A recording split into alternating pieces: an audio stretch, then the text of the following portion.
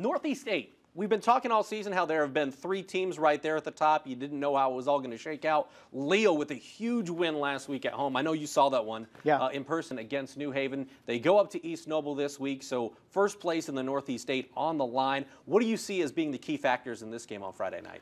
Well, Andrew McCormick's just been tremendous for East Noble the first 4 weeks of the season, and he's just been doing some great things for the Knights. But this is a different test for East Noble, much like it was against New Haven last week. New Haven was kind of breezing through the first 3 weeks of this season. Not saying East Noble's the same, but Leo is the best opponent they will have played this year.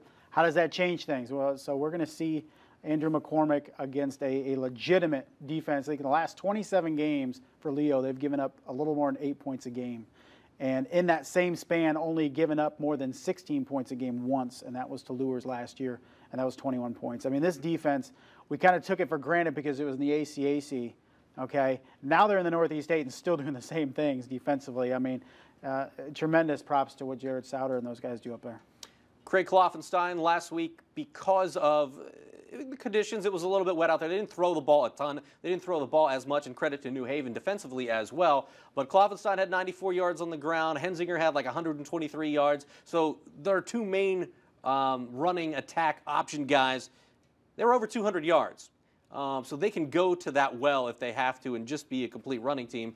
How do you stop that if you're East Noble, knowing that they can throw it, but they can also run it as well as that? Against the New Haven defense, it's pretty good, full of athletes. Yeah, you got to win the early downs. You got to force them into 2nd and 9 and 3rd and 8 and stuff like that, and force them to pass. Kloffenstein has proven he can do that, but they're obviously more comfortable in those short yardage situations and picking up those 4 or 5 yards on first down. Puts them into little options on 2nd down where they can pass and throw, and then 3rd and short, they can pick it up. So force them into long downs. Make Craig Kloffenstein beat you with his arm, which he can do, but they are just more comfortable in that option game and giving it to Hensinger and stuff like that. So that's the key to me for East Noble. But neither of these teams are going to beat themselves. I think that was the big thing last week is, Leo is a disciplined, tough team, and they're not going to beat themselves. And East Noble's the same way. So it's going to be, I think, a really tight game on Friday. If you're East Noble and you look at McCormick, you say, oh, he's only a sophomore, but he plays with a little bit more maturity, I think, that makes a lot of good decisions. How do you limit him? How do you limit them offensively if you're Leo?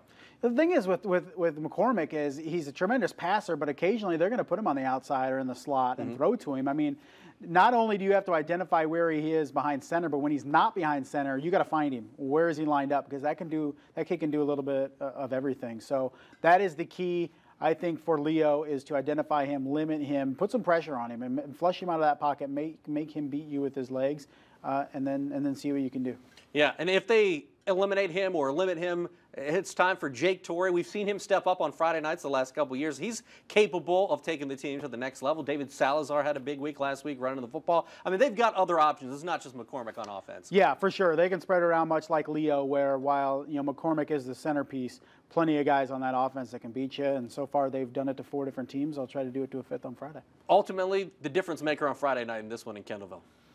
Whichever team makes less mistakes. It sounds cliche, but with two teams that are so disciplined and do not shoot themselves in the foot so much, 1 or 2 key turnovers, a key fumble here, a key interception here, a key penalty here is going to be the difference in that game.